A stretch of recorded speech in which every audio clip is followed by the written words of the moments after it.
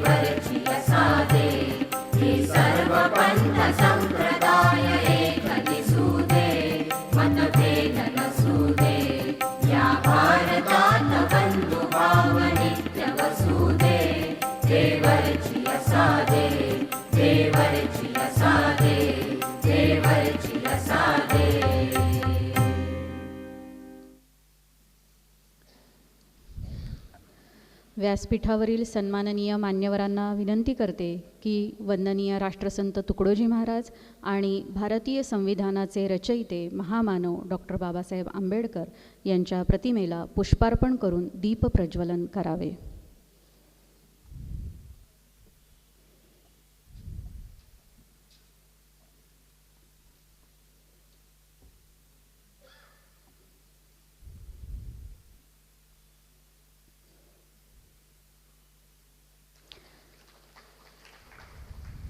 भो दीपदेवरूपस्त्वं कर्मसाक्षीय विघ्नकृत यावत् कर्म समाप्तिः स्यात् तावत् त्वं सुस्थिर भव.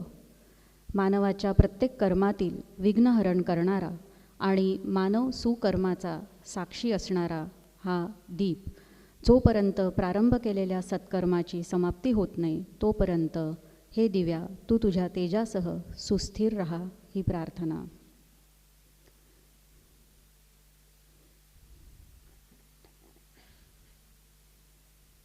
मान्यवरांचे धन्यवाद.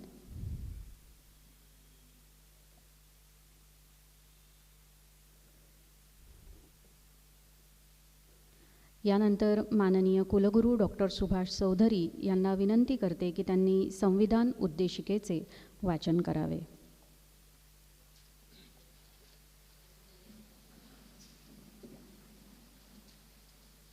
संविधान उद्देशिकाचे वाचन करावे. आम्ही भारताचे लोक, भारताचे एक सार्वभौम, समाजवादी, धर्मनिरपेक्ष, लोकशाही गणराज्य घडवण्याचा व त्याचा सर्व नागरिकास सामाजिक, आर्थिक व राजनैतिक न्याय, विचार, अभिव्यक्ती, विश्वास, श्रद्धा व उपासना यांचे स्वातंत्र्य, दर्जाची व संधीची समानता निश्चितपणे प्राप्त करून देण्याचा आणि त्या सर्वांमध्ये व्यक्तीची प्रतिष्ठा व राष्ट्राची एकता आणि एकात्मता यांचे आश्वासन देणारी बंधुता प्रवर्धित करण्याचा संकल्पपूर्वक निर्धार करून आमच्या संविधान सभेत आज दिनांक 26 नोव्हेंबर याद्वारे हे संविधान अंगीकृत आणि अधिनियमित करून स्वतःप्रत अर्पण करीत आहोत. धन्यवाद. धन्यवाद. आजच्या कार्यक्रमाला प्रमुख अतिथी म्हणून लाभलेल्या मुंबई उच्च न्यायालयातील निवृत्त न्यायाधीश माननीय श्रीमती वासंती नाईक यांची जन्मभूमी नागपूर असून त्यांनी आपले शालेय व महाविद्यालयीन शिक्षण नागपूरहून पूर्ण केलेले आहे. नागपूरच्या डॉक्टर बाबासाहेब आंबेडकर विधी महाविद्यालयातून LLBची पदवी प्राप्त केल्यानंतर 1981 पासून त्यांनी वकिलीला प्रारंभ केला. महाराष्ट्रातील ख्यातनाम विधिज्ञ श्री V.R. मनोहर यांच्या त्या सुविद्य कन्या आहेत. सिव्हिल आणि कॉन्स्टिट्यूशनल शाखांमध्ये त्यांचा दांडगा अनुभव आहे. 1980 ते 1990 या कालखंडात महाराष्ट्र लॉ जर्नल आणि ऑल इंडिया रिपोर्टरशी त्या जुळलेल्या होत्या. न्यायमूर्ती हे पद भूषवित असताना देखील डॉक्टर बाबासाहेब आंबेडकर विधी महाविद्यालयात त्यांच्या व्याख्यानांचा वेळोवेळी लाभ प्राप्त झालेला आहे.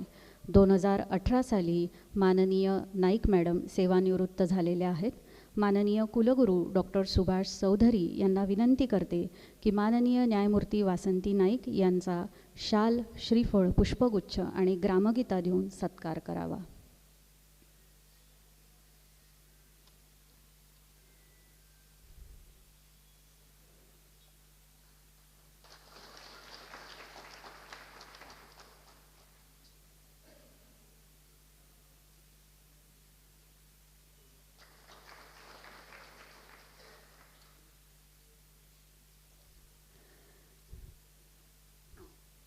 मान्यवरांचे धन्यवाद.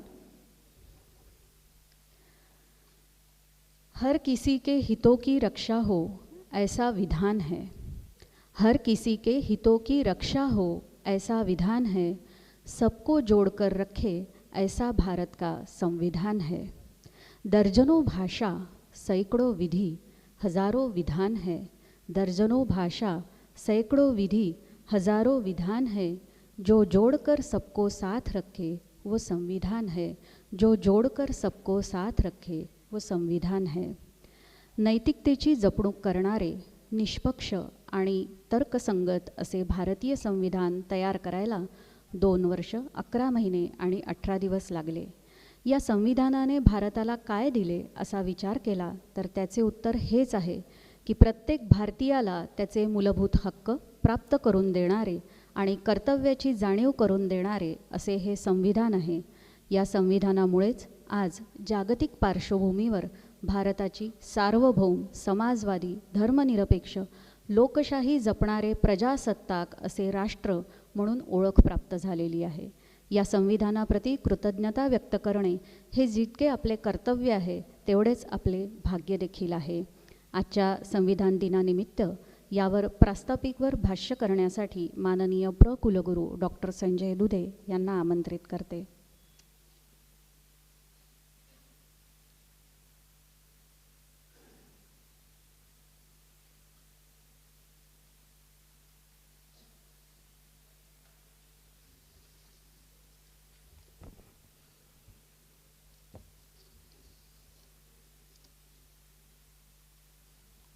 व्यासपीठावर उपस्थित विद्यापीठाचे कुलगुरू डॉक्टर सुभाष चौधरी सर, आजच्या कार्यक्रमाच्या प्रमुख अतिथी माननीय माजी न्यायमूर्ती श्रीमती वासंती नाईक, विद्यापीठाचे कुलसचिव डॉक्टर राजू हिवसे, विद्यापीठाचे राष्ट्रीय सेवा योजनेचे प्रमुख पिसे सर, विद्यापीठातील प्राध्यापक, विद्यापीठातील अधिष्ठाता, कर्मचारी, प्राध्यापक, विद्यार्थी मित्र, बंधू आणि भगिनींनो, मी सर्वप्रथम राजसंत तुकडोजी महाराज यांना अभिवादन करतो. आपल्याला माहीत आहे की हे वर्ष विद्यापीठाचं शताब्दी वर्ष आहे. तसंच हे वर्ष आपल्या देशाचं अमृत महोत्सवी वर्ष आहे. आणि आजचा हा संविधान दिनाचा कार्यक्रम एक वेगळं त्याला मूल्य आहे, कारण आपल्याच विद्यापीठाची माजी विद्यार्थी न्यायमूर्ती वासंती नाईक यांचं आपल्याला उद्बोधन प्राप्त होणार आहे.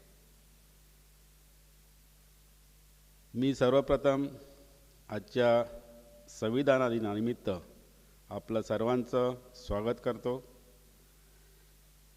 आपल्याला माहीत आहे की 29 ऑगस्ट 1947 रोजी डॉक्टर बाबासाहेब आंबेडकर यांच्या नेतृत्वाखाली जी मसुदा समिती तयार झाली होती आणि या मसुदा समितीने तब्बल 2 वर्ष 11 महिने 18 दिवस या मसुदा समितीवर कार्य करून 26 नोव्हेंबर 1949ला हा मसुदा सादर केला होता आणि 26 जानेवारी 1950 पासून तो अंमलात आणला गेला. भारतीय संविधान आणि डॉक्टर बाबासाहेब आंबेडकर यांच्या सन्मानार्थ भारतीय संविधान दिन साजरा केला जातो.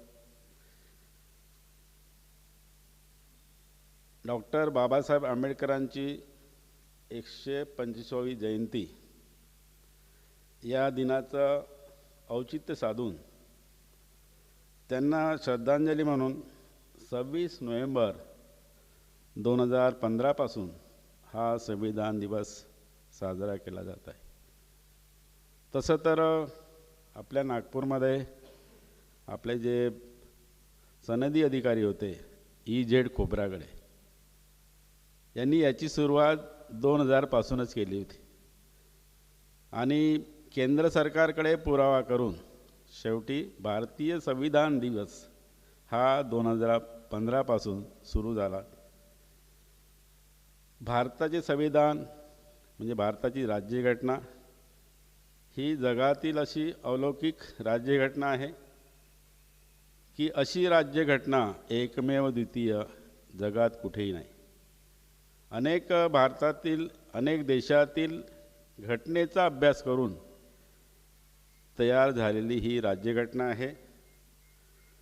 आणि आताच तुम्ही राज्यघटनेतील जे उद्दिष्ट वाचली त्यावरून आपल्याला कळून आलं असेल, भारतामध्ये न्याय, स्वातंत्र्य, समता, बंधुत्व आणि त्या आधारावर देशामध्ये प्रत्येक व्यक्तीची कर्तव्य, प्रत्येक व्यक्तीचे मूलभूत अधिकार, प्रत्येक व्यक्तीचे मौलिक अधिकार याच्या अधिष्ठानावर आधारलेली भारताची ही एकमेव द्वितीय राज्यघटना आहे. ही जगात तुम्हाला कुठेही मिळणार नाही. आणि म्हणून या राज्यघटनेमध्ये दिलेले अधिकार असतील, दिलेली कर्तव्य असतील, दिलेले मौलिक विचार असतील, ज्याला हल्ली आपण मोरल असं म्हणतो, नैतिकता, नैतिकतेला इथे राज्यघटनेमध्ये एक विशेष प्रकारचा एक निष्ठा आहे. ही अशी घटना आपल्या देशामध्ये आपण सर्वांनी स्वीकार केलेली आहे. आणि म्हणून या राज्यघटनेचा, या संविधानाचा आपल्याला विसर पडू नये. आणि मला असं वाटतं की ही राज्यघटना कमीत कमी उद्देशिका तरी प्रत्येक घरी वाचली गेली पाहिजे आजच्या दिवशी. असं होताना दिसत नाही. आणि अनेक गोष्टी आपण शिकलेल्या असूनसुद्धा अनेक गोष्टी आपल्याला राज्यघटनेतील, ज्याला प्रिअम्बल्स म्हणतो, ते सुद्धा माहीत नाही. आणि म्हणून आपण शाळेतील विद्यार्थ्यापासून तर महाविद्यालयातील विद्यार्थ्यांपर्यंत ही उद्देशिका, हे प्रिअम्बल आपण वाचून घेतलं पाहिजे. त्याची लोकांना जाणीव झाली पाहिजे. आपण अनेकदा ओरडतो माझे अधिकार, माझे अधिकार, पण माझे कर्तव्य या प्रती आपण विसरून जातो. माझे देशाच्या प्रती कर्तव्य काय आहे, माझी देशाच्या प्रती निष्ठा काय आहे, आणि मग त्याप्रती माझे मौलिक विचार काय आहे, या गोष्टी जर आपण ध्यानात ठेवल्या तर मला असं वाटते की आपण सगळे आपल्या राज्यघटनेचा स्वीकार केला असं समजावंसं वाटते. आणि त्या अनुषंगाने आज आपल्याला न्यायमूर्ती आदरणीय वासंती नाईक लाभलेल्या आहे. त्या आपल्यासमोर उद्बोधन करणार आहे. आणि या निमित्ताने मी त्यांचं इथे स्वागत करतो आणि मी माझे 2 शब्द समाप्त करतो. Thank you.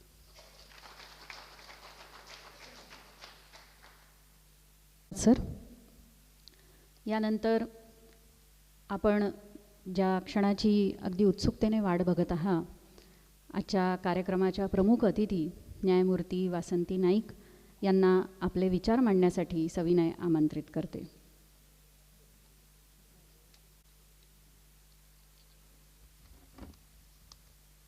Honorable Vice Chancellor, Pro Vice Chancellor, the other dignitaries on the dais and off the dais, officers of the university, employees of the university, my dear students, ladies and gentlemen, a very good morning on this Constitution Day. Rashtrasant Tukdoji Maharaj Nagpur University organizes various programs throughout the year, and the Constitution Day program is one of them. Constitution Day is marked annually on 26th of November in our country.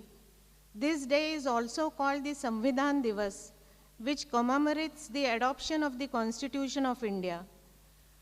On November 26, 1949, the Constituent Assembly of India adopted the Constitution of India, which came into effect on January 26, 1950. The Ministry of Social Justice and Empowerment notified the decision of Government of India to celebrate November 26 as Constitution Day to promote constitutional values among citizens on 19th of November 2015. The Constitution of India, written by Dr. B.R. Ambedkar, is referred to as first and foremost a social document by American historian Granville Austin. Dr. Ambedkar chaired the drafting committee of the Constituent Assembly and played a pivotal role in the drafting of the Constitution. November 26 was chosen to mark the Constitution Day in India with an aim to spread the importance of the Constitution and also to spread the thoughts and ideas of Dr. Babasaheb Ambedkar. Previously, this day was celebrated as Law Day. As 2015 was the 125th birth anniversary year of Dr. B.R. Ambedkar, in May 2015, government decided to commemorate it in a big manner. A special committee chaired by the Honorable Prime Minister of India announced for a year-long celebration through which various programs were held by various departments throughout the year to spread the thoughts and ideas of Dr. Ambedkar. I was told the other day that before the onset of COVID, this university also organized rallies and other programs on the Constitution Day. The Constitution of India is the world's longest written constitution. As per historical records, on the basis of the reports of 13 committees, a draft of the Constitution was prepared by a seven-member drafting committee headed by Dr. Ambedkar. The Constitution Day is important for all of us as the day marked the end of British rule in India. This day highlights the importance of the Indian Constitution and sheds light on the ideas of Dr. Ambedkar. In various events that are held on this day, the preamble of the Constitution is read, just like our Honorable Vice Chancellor read the preamble today. The Constitution of India is a set of written principles and precedents of the Union of India that comprises fundamental political principles, procedures, rights, directive principles, restrictions and duties of the government and citizens. Some of the features of the Constitution have been borrowed from 10 countries. The preamble of the Constitution of India declares India to be a sovereign, secular, socialist and democratic republic and assures its citizens equality, liberty and justice. It is only after the enforcement of the Constitution of India that Indian women got a right to vote. Article 32 is considered as the heart and soul of the Constitution as it speaks about the constitutional remedies. Part 3 relating to fundamental rights of the citizens is known as the Magna Carta of the Constitution. The Supreme Court of India is the final arbiter and interpretation of the Constitution of India. We know that the Constitution was neither printed nor typed. It was handwritten and calligraphed in both Hindi and English. The original 1950 Constitution is preserved in a nitrogen-filled case at the Parliament House in New Delhi. The Constitution of India is of the Indians, by the Indians, and for the Indians. It stands to protect the fundamental rights of every citizen. The preamble to the Constitution is the soul of it. It includes the fundamental aims and values of the Constitution. It establishes the constitutional goals. Our Constitution is a blend of rigidity and flexibility. The government's powers are shared between the central government and the state government. The powers of the three governmental institutions, namely the executive, the judiciary, and the legislature, are divided and separate. The Constitution outlines the set of fundamental rights and a list of responsibilities known as fundamental duties. The Constitution lays down a structure for political, economic, and social democracy. It is not merely a legal manuscript, but a vehicle that steers the nation to realize the dreams and aspirations of the people by accommodating and adopting the changing needs and realities of the time. The Constitution is sensitive to the needs of the underprivileged and disadvantaged segments of the society too. The entire governance system works on the basis of the Constitution. The preamble of the Constitution embodies and reflects the fundamental values, philosophy, and objectives on which the Constitution is based. Pandit Thakurdas Bhargava, the member of the Constituent Assembly, summed up the importance of the preamble in the following words. The preamble is the most precious part of the Constitution. It is the soul of the Constitution. It is the key to the Constitution.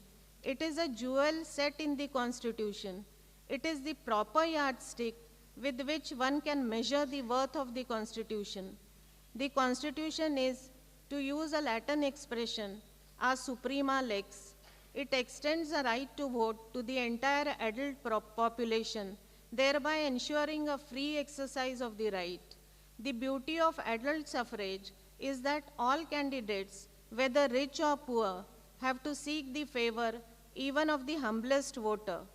The Constitution, which provides for periodic elections, ensures democratic transfer of political power from one set of representatives to the other.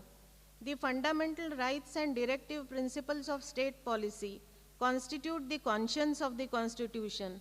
While fundamental rights are justiciable, directive principles are not. However, directive principles are not less important for that reason. The principles are equally fundamental in the governance of the country. The Constitution of India envisages separation of powers among the organs of state, while at the same time it provides for a harmonious relationship amongst them. All the organs of state have been made accountable to the overriding authority of the Constitution. Each organ of the state, the legislature, the executive, and the judiciary, is the creation of the Constitution and draws its existence from it. Every organ is accountable to the people in one way or the other. Our parliament has been accorded a preeminent position in the Constitution setup. The legislature is accountable to the people through elections. The executive is collectively responsible to the popular house of the legislature. The judiciary is also accountable to the people, as its sole responsibility is to protect the Constitution and as the custodian of the rights of the people. The legislature, the executive, and the judiciary are expected to respect each other's jurisdictions, and work in unison to achieve the constitutional ideals. The Constitution provides neither purely federal nor purely unitary system. It is a combination of both. Our Parliament has been bestowed with the onerous responsibility of making amendments to the Constitution under Article 368 to address the emerging political, economic, social realities and changes. However, Article 368 does not enable the Parliament to alter the basic structure of the Constitution. Though progressive legislations have made our Parliament, we have come a long way in fighting the menace of entrenched social discrimination. Several legislative measures have been enacted to protect the senior citizens, children, youth, women, workers, and laborers. The National Commission for Women Act paved the way for the Commission to protect the rights and interests of women. The Right of Children to Free and Compulsory Education Act, the Right to Information Act, the Aadhaar Act, the Manrega are some of the major legislations which have gone a long way to empower the common masses. In 2022, our country has completed 75 years of independence. The Constitution empowers the people as much as the people empower the Constitution. We have every right to feel proud today as our Constitution is recognized across the world for democratic and secular values as well as for establishing an inclusive social order. Mahatma Gandhi had visualized the Constitution of India as early as in 1931. respected Gandhiji had written, I shall strive for a constitution which will release India from the thraldom and patronage. I shall work for an India in which the poorest shall feel that it is their country, in whose making they have an effective voice, an India in which there is no high class or low class of people, in India in which all communities shall live in a perfect harmony. There will be no room in such an India for the curse of untouchability. We shall be at peace with the rest of the world, neither exploiting nor exploited. This is the India of my dreams for which I shall struggle. The Constitution has lived up to the dreams of Gandhiji. While concluding, I thank the officials of the university for inviting me for this program. I feel proud to be an alumni of this university, and I feel proud that I'm a part of this program today. I really profusely thank the university for inviting me for this program. Thank you.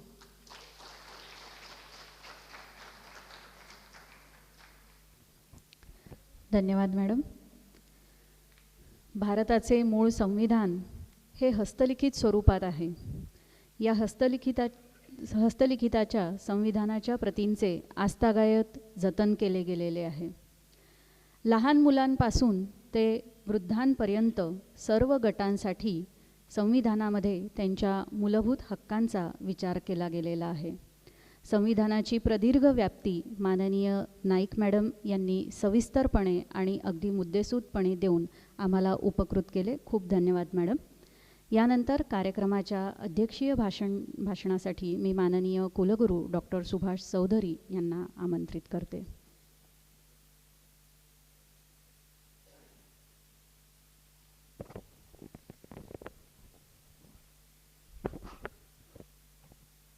वंदनीय राष्ट्रसंत Tukdoji Maharaj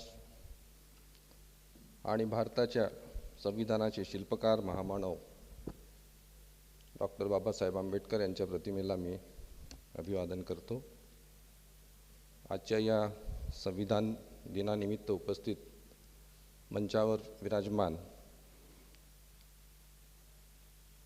high court यांचे माजी न्यायाधीश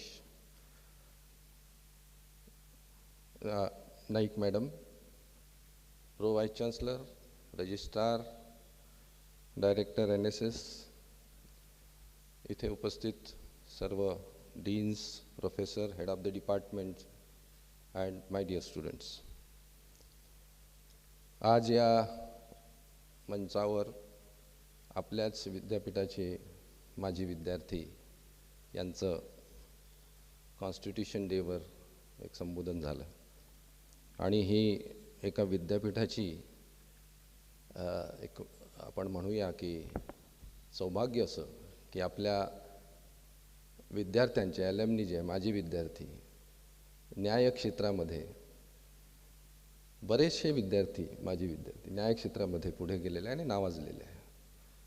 जसे वासंती Naik madam आहे, भूषण गवईजी आहे, supreme कोर्टाचे जे सरन्यायाधीश होते बोबडे साहेब, असे बरेचसे न्यायाधीश या विद्यापीठाने दिलेले आहे.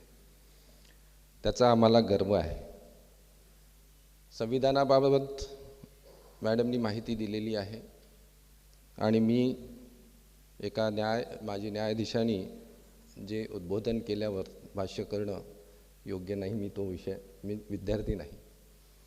परंतु संविधान हा जसा भारताच्या आपण ज्या अधिकारात वावरतो आहे, ज्या सेफ्टीनी, ज्या अधिकाराने आपण इथे राहतो आहे, आपण नोकरीसुद्धा करतो आहे किंवा ज्या ज्या गोष्टी आपल्याला प्राप्त झालेल्या आहे ह्या संविधानाच्या माध्यमातूनच झालेल्या आहे.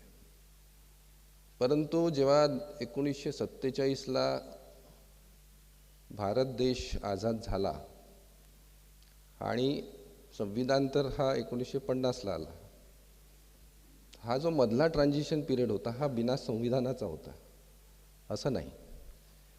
काहीतरी नियम होते त्यावेळेला, जुने जे काही ॲक्ट होते ते.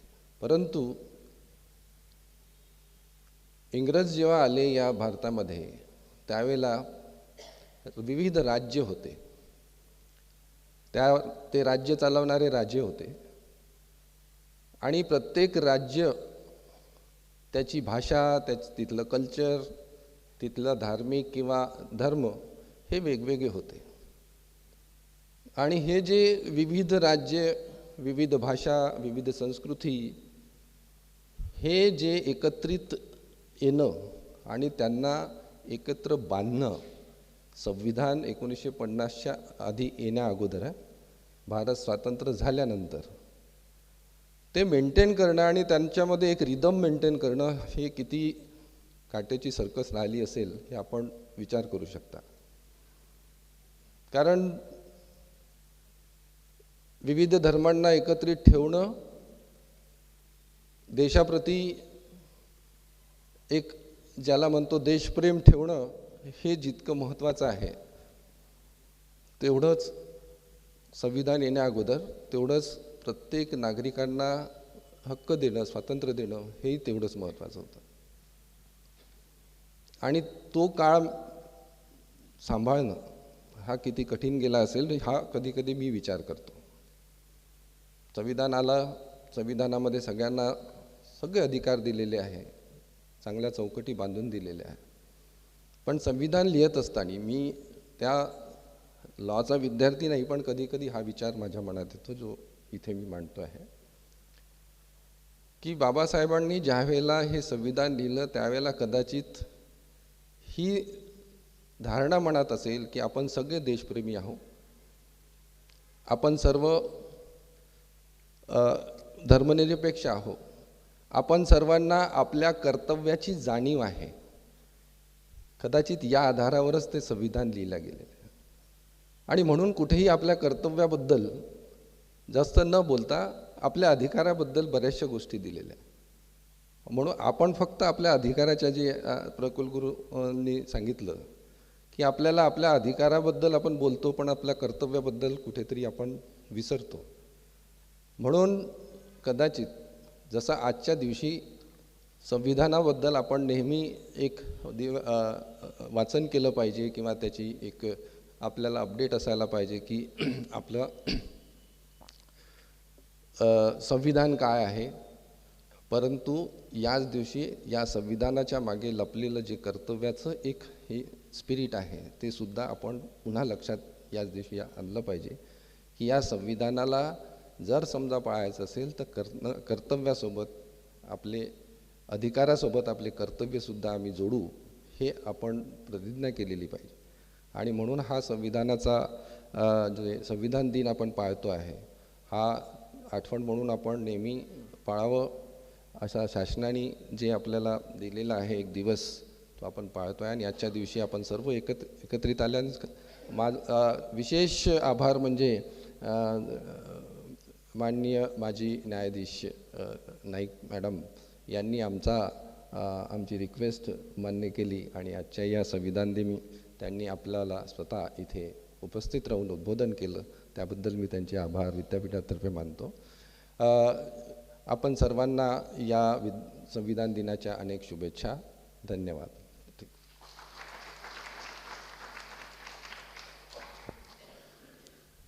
धन्यवाद सर.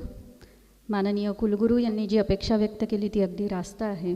खरं तर शालेय विद्यार्थ्यांपासून ते मोठ्यांपर्यंत आपण सगळेच 15 ऑगस्ट आणि 26 जानेवारी या दिवशी जसा तिरंगा मोठ्या कौतुकाने सगळीकडे मिरवतो, त्याचप्रमाणे संविधानाची एक प्रत लहान मुलांपासून आपण सर्वांनी जर का कायमस्वरूपी जवळ ठेवली आणि त्याचं निरंतर वाचन केलं तर बराच विचारांमध्ये आणि एकूणच राष्ट्राकडे बघण्याच्या दृष्टिकोनाकडे बराच बदल होऊ शकतो. धन्यवाद सर. यानंतर कार्यक्रमाच्या शेवटाकडे वळूया. कुलसचिव डॉक्टर राजीव हिवसे यांना आभार प्रकट करण्यासाठी मी आमंत्रित करते.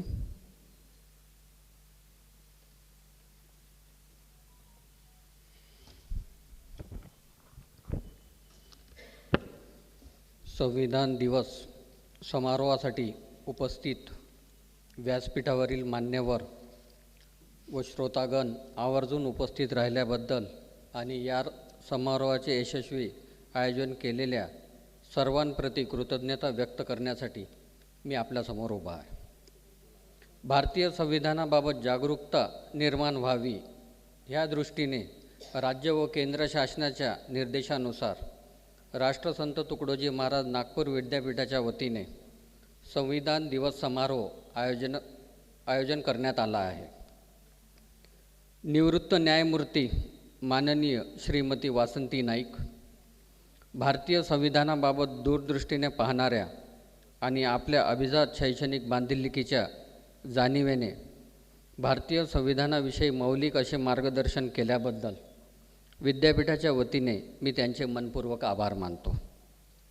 यासोबतच विद्यापीठाचे सन्माननीय कुलगुरू यांनी आपल्या अध्यक्षीय भाषणातून विचार मांडताना आपल्याला बहुमोल मार्गदर्शन केल्याबद्दल मी त्यांचेही आभार मानतो.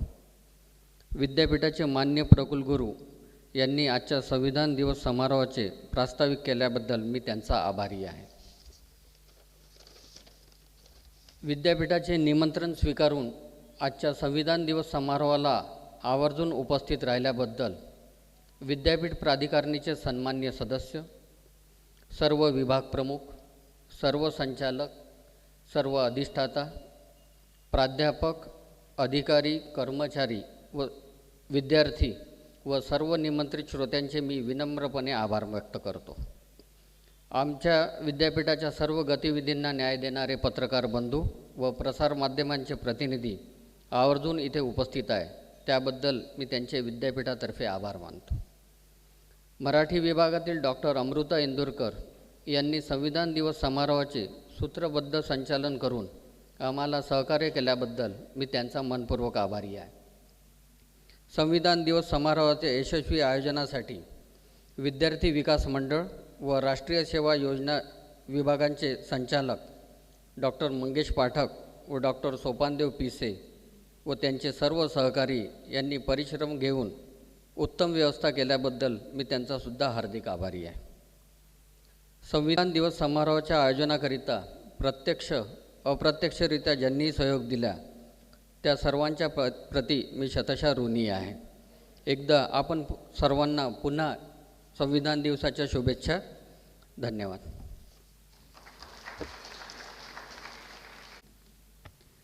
कार्यक्रमाची सांगता राष्ट्रगीताने होईल.